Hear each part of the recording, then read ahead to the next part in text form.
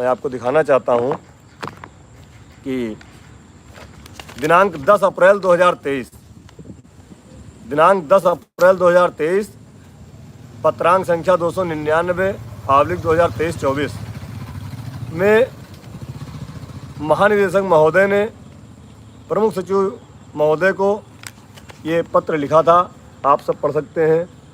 जिसमें लिखा था शिक्षा मित्रों के अंतः जनपदीय स्थानांतरण समायोजन के संबंध में।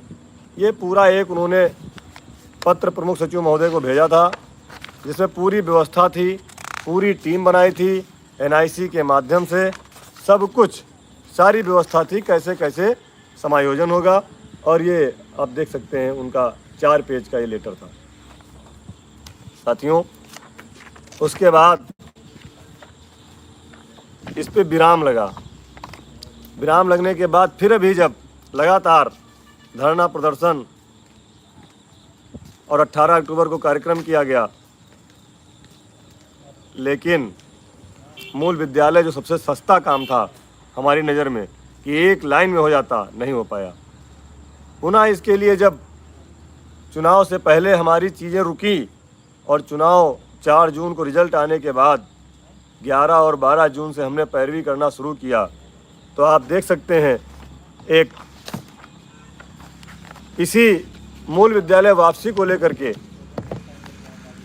एक पत्र वर्तमान महानिदेशक महोदया ने शासन को भेजा। दिनांक 18 जून को आप पढ़ सकते हैं। दिनांक 18 जून को महानिदेशक महोदया ने पत्र भेजा, पत्रांक संख्या 23/16/2024-25, जिसमें उन्होंने लिखा है शिक्षा मित्रों के अंतः जनपदीय स्थानांतरण समायोजन किए जाने के संबंध में। और 18 तारीख को तब भेजा जब 16 तारीख को हमारी संगठन द्वारा तत्कालीन समय में प्रमुख सचिव महोदय श्री सुंदरम साहब से वार्ता की गई थी और कहा गया था के अस्थायीकरण को लेकर, शिक्षा मित्रों के मानदेय वृद्धि को लेकर हाल ही के अंदर सरकार ने बयान प्रेषित किया है। उस बयान को डिबेट के माध्यम से आपके मध्य में रखूंगा। हाल ही के अंदर का ये डिबेट है, इस डिबेट को आप देखें। इसके बाद में आपकी क्या राय है, इसके ऊपर आप कमेंट बॉक्स में लिखकर जरूर साझा करें। सभी साथी जो भी नए जुड़े हैं चैनल को सब्सक्राइब भी कर लें। अब आप सभी ये बयान सुने कि साहब जून में कहा गया था ये समायोजन वाला, ये भी नहीं हो पाया। 16 को हमारी वार्ता होती है और 18 तारीख को ये समायोजन और स्थानांतरण का लेटर महानिदेशक महोदया के माध्यम से शासन को प्रस्ताव भेजा जाता है। और 18 तारीख को प्रस्ताव भेजा गया और 19 तारीख को मुझे इसकी कॉपी मिली।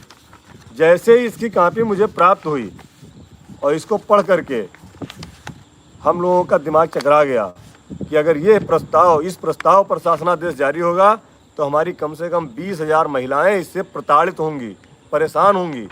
क्योंकि इन्होंने ऊपर सारा ब्यौरा देते हुए नीचे लिखा था, आप सुनिए कि जो 18 जून 2024 को महानिदेशक महोदया ने पत्र लिखा था, प्रस्ताव भेजा था, उस प्रस्ताव में क्या था इसको आप सुनिए।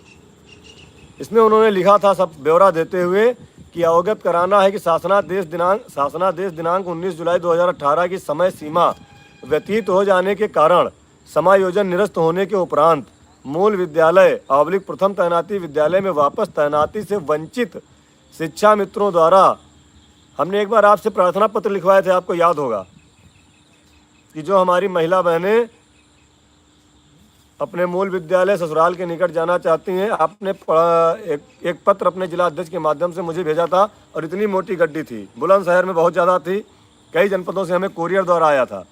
वो सारी चीज़ें, सारे पत्र आपके महानिदेशक महोदया को दिए गए थे। तो उन्होंने लिखा कि वंचित शिक्षा मित्रों द्वारा अपने प्रार्थना पत्रों के माध्यम से अपने मूल विद्यालय में वापस तैनात किए जाने हेतु अनुरोध किया जा रहा है।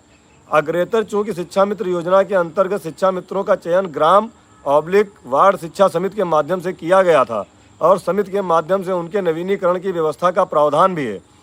अतः शिक्षा मित्रों के स्थानांतरण / पदस्थापना के संबंध में निर्गत पूर्व के समस्त शासनादेशों को अतिक्रमित करते हुए, यानी जितने भी पिछले शासनादेश हुए थे सबको अतिक्रमित करते हुए शासनादेश दिनांक 26 मई 1999, अब देखिए शासन 1999 में पहुंच गया।